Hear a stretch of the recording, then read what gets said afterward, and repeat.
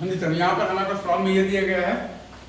कि आपके पास एक ब्लॉक है ऑफ मास m1 और उसको हम लोगों ने राइट डायरेक्शन में स्पीड दिया हुआ है v0 और वो ब्लॉक आपके पास रखा हुआ है बेसिकली तो म्यू बराबर 0 स्मूथ मतलब कि हॉरिजॉन्टल सरफेस पर, स्मूथ हॉरिजॉन्टल सरफेस पर, राइट। और एक और दूसरा ब्लॉक है आपके पास बेसिकली जिसका कि मास है आपके पास m2, वो भी बेसिकली आपके पास एक स्प्रिंग से जुड़ा हुआ है जिसका कि स्प्रिंग कांस्टेंट है आपके पास k दिया हुआ है, राइट। और आपके पास सवाल में ये दिया हुआ है कि ऑल सरफेसेज आर स्मूथ, तो हमें बताना है कि find the maximum compression in the spring, right.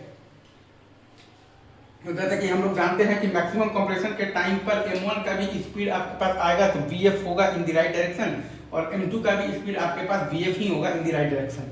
जैसा कि हम लोग जानते हैं कि मैक्सिमम कंप्रेशन के टाइम पर m1 का स्पीड आपके पास vf होगा इन द राइट डायरेक्शन और m2 का भी स्पीड आपके पास तो vf ही होगा इन द राइट डायरेक्शन, ठीक है। तो अब अगर आप m1 और m2 ये दोनों मास को एक सिस्टम मानिएगा तो ये पूरे सिस्टम पर एक्स डायरेक्शन में कोई भी एक्सटर्नल फोर्स नहीं है, मतलब कि आप ये पूरे सिस्टम पर एक्स डायरेक्शन में लीनियर मोमेंटम कंजर्वेशन लगा सकते हैं। अगेन मैं फिर से बोल रहा हूँ, अगर आप ये दोनों मास m1 और m2 को अगर आप एक सिस्टम मानिएगा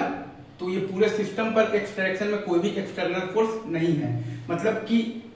आप बेसिकली m1 और m2 मास के ये पूरे सिस्टम पर एक्स डायरेक्शन में लीनियर मोमेंटम कंजर्वेशन लगा सकते हैं, राइट। तो वही चीज हमने यहाँ पर लगाया है, तो हमारे पास आया है m1 इंटू v0 बराबर m1 और प्लस m2 इंटू vf, तो vf बराबर आया है m1 इंटू v0 और बाई m1 प्लस m2, तो वही चीज हमने लगाया है। तो हमारे पास आया है यहाँ पर m1 इंटू v0 बराबर m1 और प्लस m2 इंटू vf,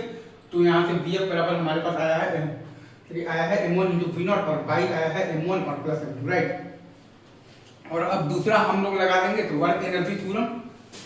तो वहां से हमारे पास आ जाएगा तो work done by the spring force आता है हमारे पास माइनस हाफ इंटू के इंटू एक्स मैक्स का स्क्वायर और बराबर आ जाएगा आपके पास इन दी काइनेटिक एनर्जी,